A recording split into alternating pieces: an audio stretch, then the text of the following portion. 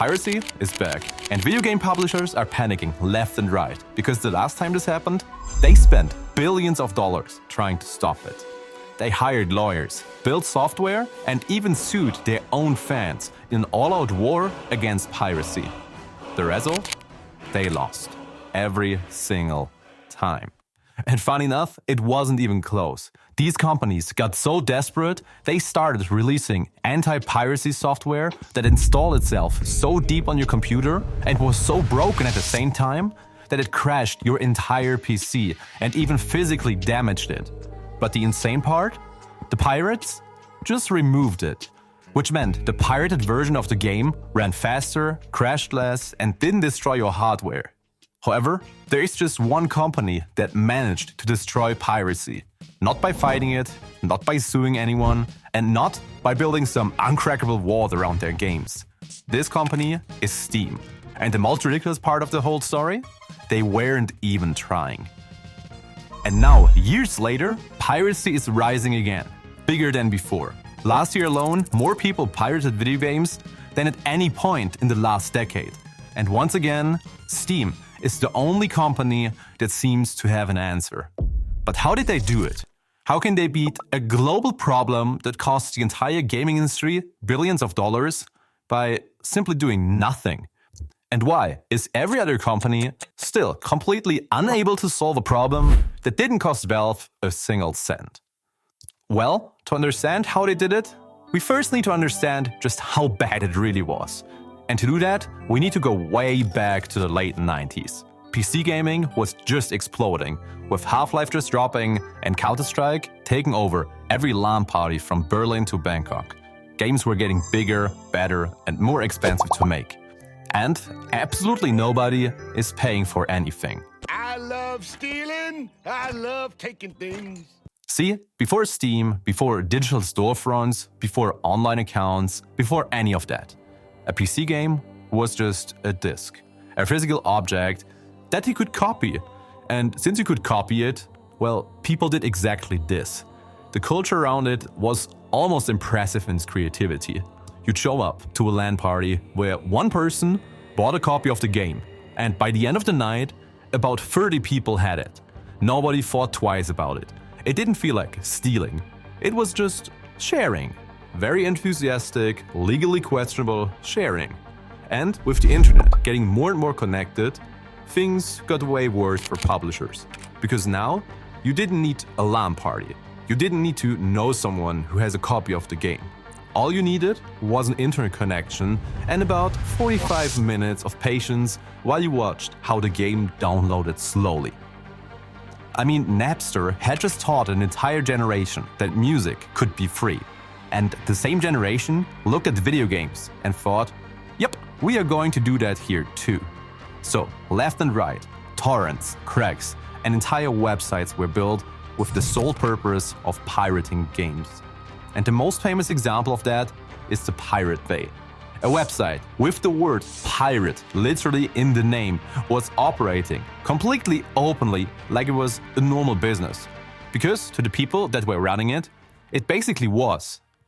The gaming companies were claiming that piracy was costing them billions of dollars every single year. Billions! Some analysts put the figure at over $3 billion annually in PC game sales alone. Now, and this is very important, those numbers are likely not real, or at least very generously calculated, because the logic was every pirated game equals one lost sale.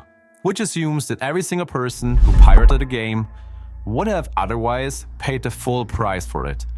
Which is the kind of assumption that only people make that have a very specific relationship with reality. However, even if you take the numbers that are closer to reality, the scale of video game piracy was literally insane. Because it weren't just a few players here and there pirating a game they wanted. It was the default behavior by the majority of players. And therefore, the publishers did the only logical thing a massive corporation can do when they are losing control. They completely panicked and started an all-out war that made everything just worse. And somewhere in the middle of this chaos, a former Microsoft employee named Gabe Newell was watching. He just released a little game called Half-Life, one of the most pirated titles of this entire era. And he was sitting with a thought that nobody else in the industry seemed to be having. He wasn't thinking about how to fight piracy. He was thinking about why it was happening in the first place.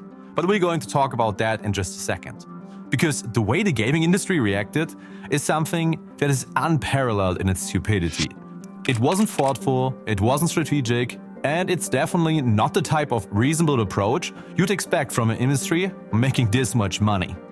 So when they started fighting piracy actively, it was so chaotic and poorly executed that I'm convinced they lost more money on trying to fight piracy than they actually lost through piracy itself.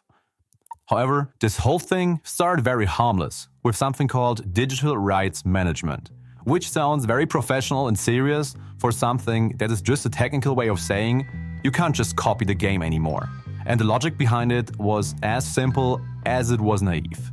If you can't copy it, you can't pirate it. And the first wave of that was mostly just CD key systems, which means you had to enter a unique code to install the game, which worked fine, until someone posted a list of working keys on a forum, which happened immediately, every single time. So, publishers got more aggressive, and they started to improve their system with something called StarForce.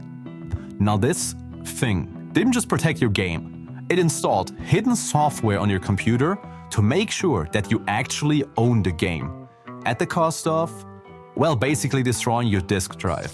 So, if you want to continue the game, you need to go and repair your computer. Now, the pirates on the other side, of course, already had removed StarForce before distributing a game. So, the only people who experienced StarForce were the real paying customers. Just let that sink in for a second. You were the righteous customer who thought, okay, I'm going to pay the full price. And you ended up with a broke computer. While on the other side, the person who pirated the game got a clean version that worked perfectly. And this was not an isolated incident. This was the entire era. Publishers kept escalating things with new security features, each more aggressive than the last one. Each one of them cracked within days of release. Each one making the legitimate copy slightly worse than the pirated one. So at this point, it was even less attractive for any customer to purchase the real copy than it was before all of these countermeasurements. And because nobody was learning anything at that time, the always online system was invented. The idea here was once more beautifully simple and completely insane. Your game would require a constant internet connection to run, even the single-player game, even offline. If the servers went down, or if you happen to be on a plane, or in a hotel with bad Wi-Fi, or just in a part of your house where the signal drops, the game stopped working. You literally paid $50 for a game you couldn't play on the train. But the worst incident? The monument that shows everything wrong with the industry's approach to piracy was SimCity 2013. See, EA relaunched their very popular city builder with the amazing feature we just talked about. The players needed a permanent internet connection to play, for the entire game, always. Everything was supposed to be happening on EA servers, which was technically a great idea, but in practice, it was a huge mess. Because on launch day, with tens of thousands or even hundreds of thousands of players trying to connect simultaneously, EA servers collapsed completely. People who had pre-ordered the game, who had taken a day off work, who had been waiting for years for a new sim game, they couldn't play it. For days, the servers were down, and therefore the game was locked. But it gets even worse, because the calm and helpful customer support you'd expect from EA was actually not that helpful, or even calm at all. There are countless of messages on Reddit on how the customer support was either not responding at all, or they were not treating the players in a way you treat a customer that just spent $50 on a game he can't play. Meanwhile, a working, cracked version of the game appeared online within a few hours of launch, without the server requirements, the online check, or the extreme useless customer support. In fact, I believe the pirating community was probably more helpful than EA when a user wasn't able to install the game. As you can imagine, the gaming press tore them apart. The reviews were extremely bad, and refund requests went through the roof. At one point, it was so bad that EA's own community managers were quietly suggesting that customers should request refunds, which is something you typically not want your employee recommending. And through all of this, the broken hardware, the locked games, the collapsed servers, the pirates kept pirating. Everything the industry tried hurt its own customers more than the actual pirates. Every new system got cracked faster than the one before it. And yet, the industry kept going. They kept escalating and they kept spending. Because admitting that the entire strategy was wrong would mean admitting that billions of dollars had been burned for nothing. So they didn't. They just kept spending more and more money trying to fight the pirates, without much success. Meanwhile, Steam went a completely different route with its approach to piracy. And this is because Gabe had a very unique way of thinking about it. His theory was, if piracy is a service problem, then the solution is a better service. It's pretty simple, obvious, and almost insultingly straightforward. But this way of thinking didn't come from Gabe sitting in a leather chair somewhere, stroking his beard and philosophically pondering about the nature of digital stealing. He didn't just wake up one morning and magically understood what millions of players needed. He understood it because he almost crashed Steam and lost everything by getting it completely wrong. See, when Counter-Strike first came out, it has grown into something that nobody had imagined. It originally started as a fan-made mod, but it quickly became the most played shooter on this planet. I'm talking about millions of players, thousands of servers, and an entire competitive ecosystem built around something that started as a mod. However, this is where the problem began, because every time they want to release an update, even something small like a bug fix, a balance patch, or a security update, it was an absolute nightmare. There was no central system or automatic delivery like we know it today. Players had to manually find the patch, download it, and install it, and then pray that they did everything correctly. At the same time, the servers were running on different versions of the game, and therefore players were getting kicked out of the game for version mismatches. The whole thing was a chaotic mess, and this got worse with every single update they released. Because there were more and more older versions a player could possibly play, and more servers, all with different versions. So Gabe and his team sat down and asked a simple question. What if we built a platform that handled all of this automatically? A system that pushed updates directly to players, so everyone had the same version and no one has to manually find an update. And this is exactly what they did with Steam. It launched on September 12, 2003. And the Counter-Strike community, which was basically being forced into using this new platform, responded with the calm and measured feedback you'd expect from a group of competitive gamers. They absolutely lost it. Within hours, the forums were bursting. Players calling Steam spyware, bloatware, or my favorite quote, an unnecessary piece of garbage being pushed down our throats by a greedy company that lost its mind. It got so bad that one forum thread from that period got so many comments that the servers struggled to load it. And here's the thing, they weren't entirely wrong. Because looking at what the early Steam experience actually was, it wasn't that great. The players had mandatory account creation, forced server dependency, crashes, slow downloads, a required login to launch a game you already owned, and if the servers were having a bad day, which they had a lot, the game simply wouldn't open. Does that sound familiar to you? Well, it should, because that is almost the exact same description of every system we have talked about earlier. Mandatory, inconvenient, and it makes the paying customers' lives worse. And for many players, the whole Steam thing felt like a solution to a problem that nobody actually asked to solve. And the fact that it wasn't running well made just everything worse. Meanwhile at Valve, there were serious talks about the question if you just pull back and delete Steam altogether. Because some people believed it was doing more damage to their reputation than it was worth. And that forcing players onto a broken platform was a massive mistake they needed to walk back before well, they have no more players left. But Gabe didn't pull back. And this is the part that separated Valve from every single publisher we talked about earlier. Because the rest of the industry, when faced with angry customers, doubled down. More DRM, more restrictions, more servers.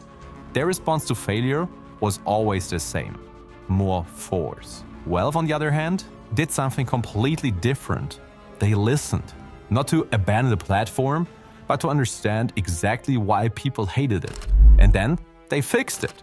Crash by crash, complaint by complaint, update by update. Over time, the servers got faster, the login process got smoother, and the whole experience just got better over time.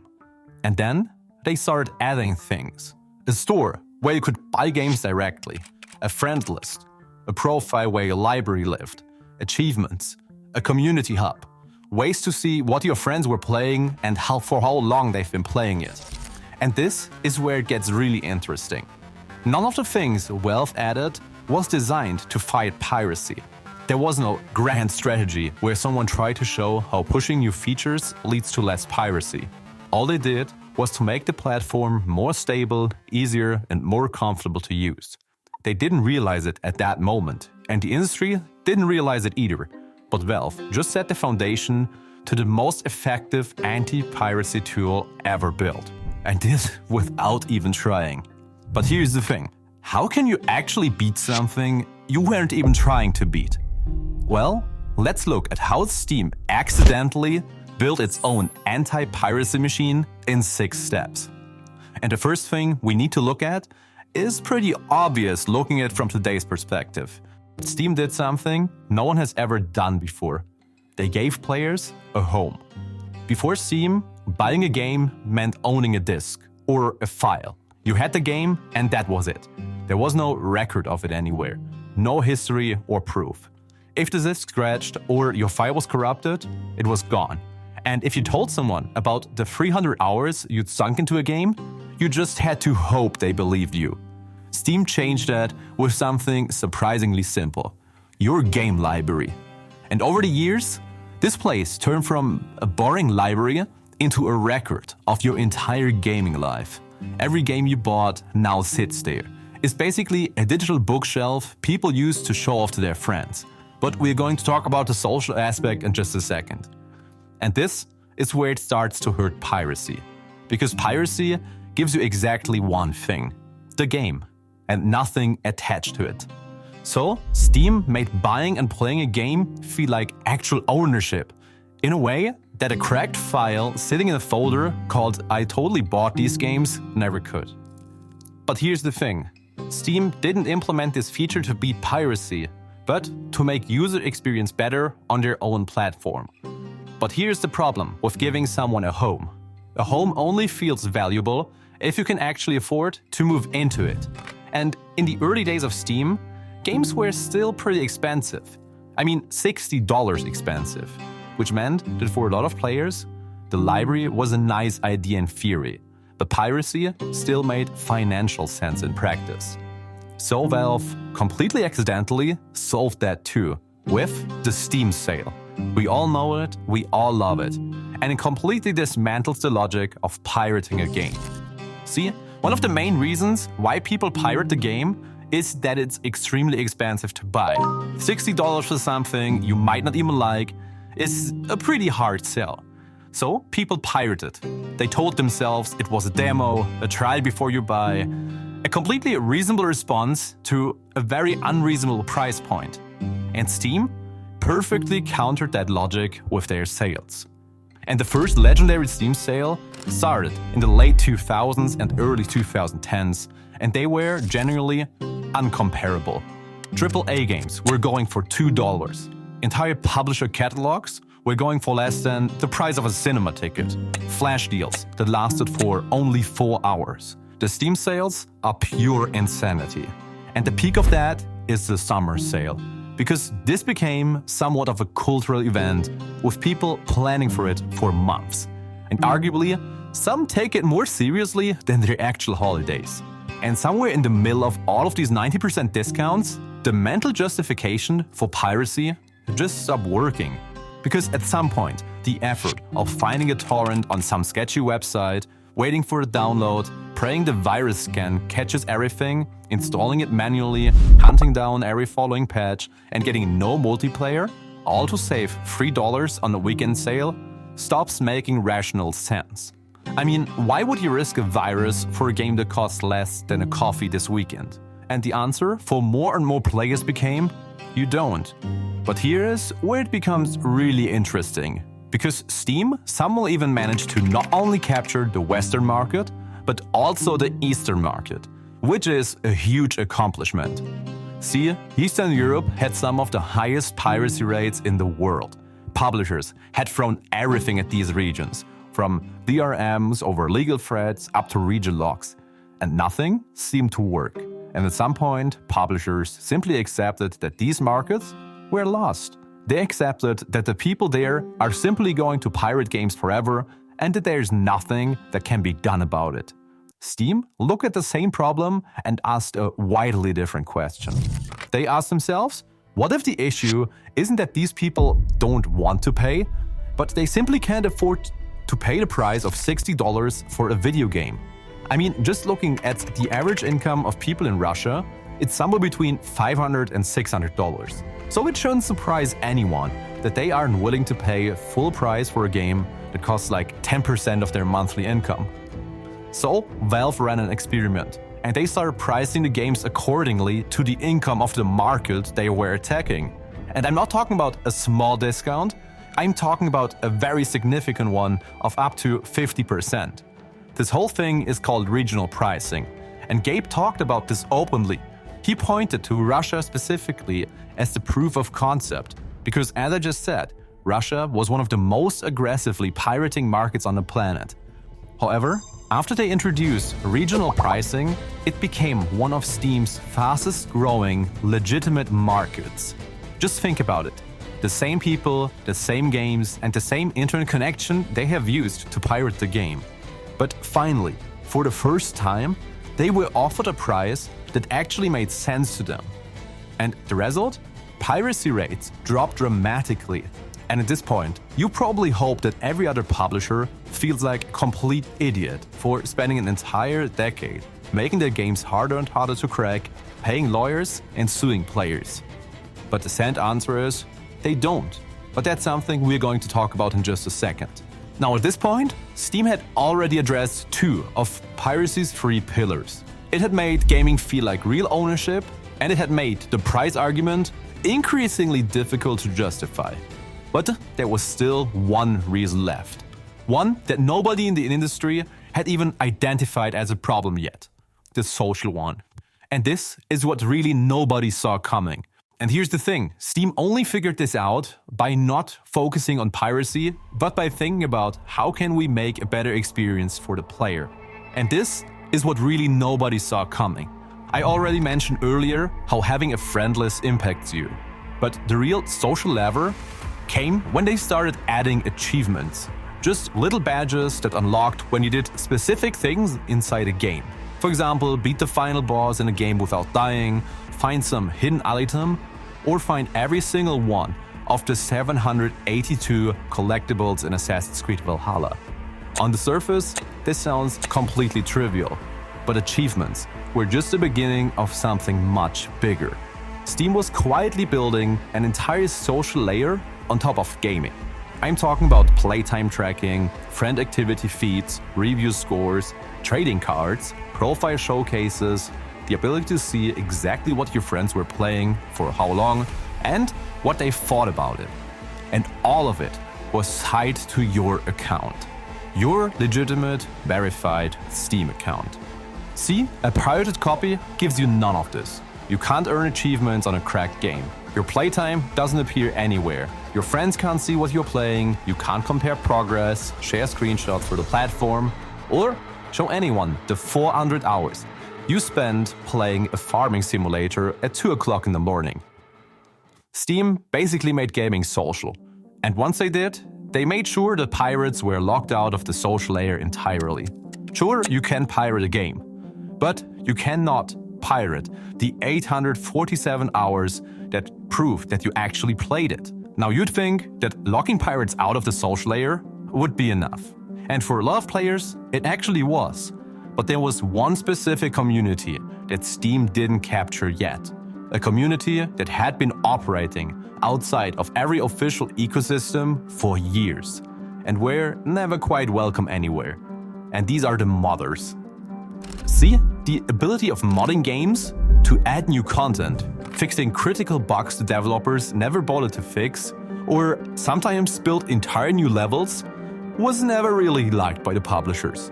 And therefore, those modders had to hide in the same corners that were used to pirate games.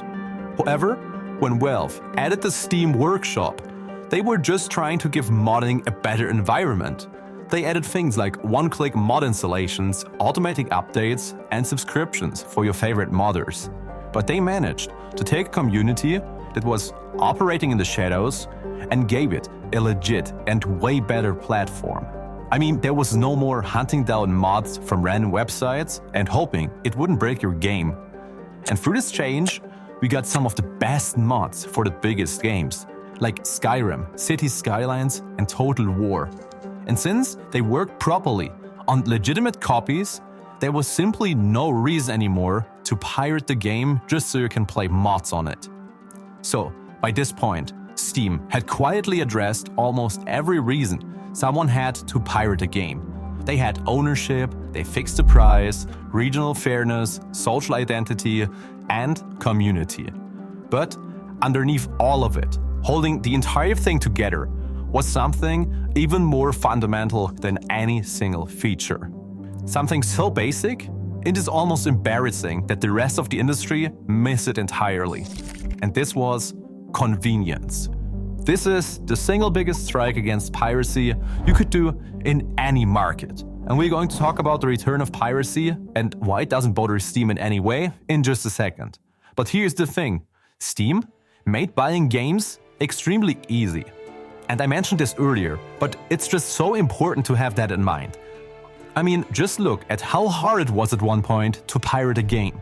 You needed to find a torrent on a website that looks like it was designed in 2003. You download it, which takes a long while, and the speed is inconsistent because you are dependent on whoever is hosting it. You have the risk of catching a virus, install it manually by following instructions from a text file written by a guy whose username is 3 numbers and a letter. And when you're finally able to open the game, you realize that it doesn't have any patches or updates. So you have to repeat the same process again. Now, on the other side, look how it works on Steam. You click buy, you click install, and you play. Updates happen automatically in the background, your save files live in the cloud, multiplayer works, achievements track, and if your computer dies tomorrow, you log into a new one and everything is exactly where you left it. And I know, all of this sounds easy, but this gap between piracy and Steam didn't happen overnight. It was a process that slowly happened update by update and feature by feature, until piracy was objectively the worst product. And the insane thing is that Steam beat piracy not by actively fighting it, not through a lawsuit, and definitely not by locking players out. They basically won the war without even fighting, just by making a product that is so good that piracy simply didn't make sense. And if we fast forward to around 2017, piracy was basically dead. Not just in gaming, but everywhere. Netflix became the biggest go-to when it comes to TV shows and movies, and they had every major show you could want to watch. Just not Game of Thrones, and this still haunts me to the day. Anyways, Spotify had made music piracy feel extremely pointless, and like we discussed, Steam had turned PC gaming into the largest gaming market in the world. The entire entertainment industry had collectively stumbled into the right answer. Make it convenient and affordable for users, and they will pay. And for one brief, very beautiful moment, it looked like the piracy problem was actually solved. And then, the entire entertainment industry looked at what they had built, thought about it carefully, and then decided to completely dismantle it with their greed. Just look at streaming. Netflix's success did inspire the rest of Hollywood to join one big platform and make it better. It inspired every single studio to look at Netflix subscriber numbers then look at their own content library and say, wait, why are we giving our content to someone else? We should have our own platform. So Disney launched Disney Plus, then HBO launched HBO Max, Paramount launched Paramount Plus, and then every single freaking sports league apparently decided it also needed its own streaming service. And suddenly, the thing that had killed piracy, one convenient place where everything lived, had been replaced by a fragmented mass of subscriptions that made cable television look like a streamlined experience. I mean, just watch what happens when you want to watch a specific show. First, you have to find out which platform it's on, which might depend on your country, which also might have changed last month where the licensing deal expired. And if you want to watch the sequel series, it's on a different platform. If you want to watch the movie adaptation, it's on a third platform. The documentary about making the movie adaptation, nobody actually knows it. It might not be streaming anywhere. It might be on a platform that only exists in 3 countries. It might require you to upgrade your subscription on a platform you're already paying for. And this is just a whole mess. I mean, the average household that wants access to everything they actually want to watch is now spending somewhere between $80 to $100 a month just on subscriptions. And so, people did what they always do when an industry stops making sense. They went back to pirating it.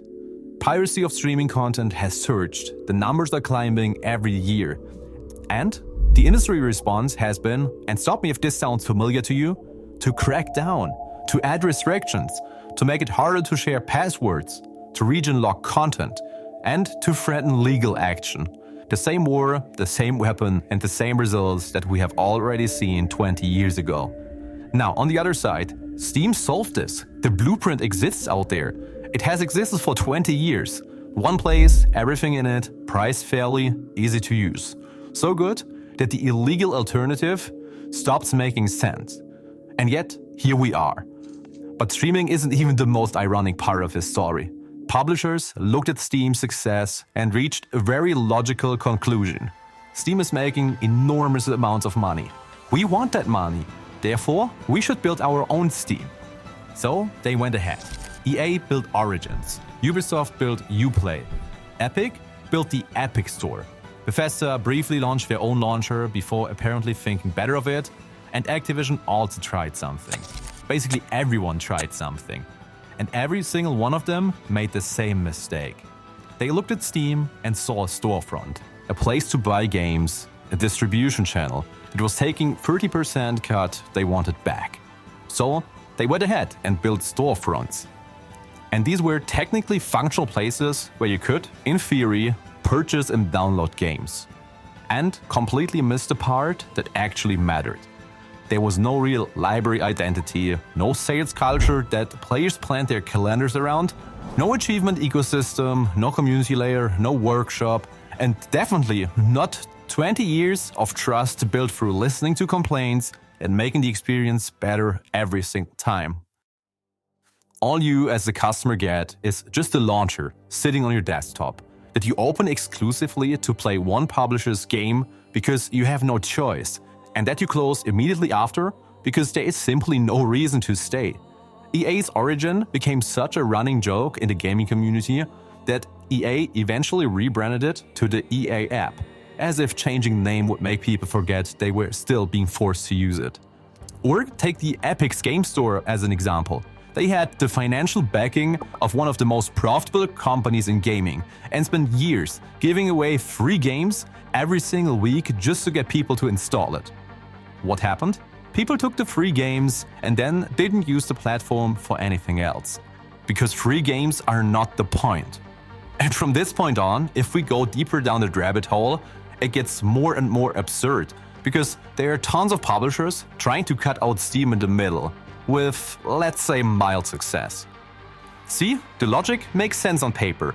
Steam takes a 30% cut of every sale it made on the platform. 30% on a $60 game. That's $18 going straight to Valve before the publisher sees a penny. Now multiply that across millions of sales, and you're looking at a pretty huge amount of money going into Valve's pockets. So they had the next logical conclusion. They tried going alone. The strategy was pretty straightforward. Launch exclusively on their own platform. Keep the 30% and use the savings to build something better. Or at least something functional. And they really fought. Because the games will be exclusive and because the players have no choice, they will have to use their platform. But what actually happened was even more hilarious. When publishers stopped releasing their games on Steam and made them exclusive to their own inferior platforms, the players didn't follow enthusiastically. In fact, most of them didn't follow at all. They just said screw it and they pirated the game. Not because they couldn't afford the game, not because they had some moral objection to the publisher, but because the experience of downloading the launcher, creating an account and buying the game was worse than actually going and downloading a pirated version. It was simply the more convenient options. And the publishers had done it again. They had taken a paying customer, made their experience actively worse, and handed them a reason to stop paying. And here's the thing, the pirates hadn't gotten smarter over the years. The publishers had just made the same mistake that EA made with SimCity in 2013, that Ubisoft made with their always online DRM, that the entire industry made through the 90s and early 2000s. They once more prioritized control over experience. So, as you can imagine, one by one, the publishers came back to Steam. Not because they wanted to, not because they had a change of heart about Valve's 30% cut, but they realized that they'd rather have 70% of something than 100% of nothing. And Steam, which had said nothing throughout the entire saga, just kept being good, kept being convenient, kept being the place where players actually want to spend their time and money. Which is exactly how they beat piracy without even trying.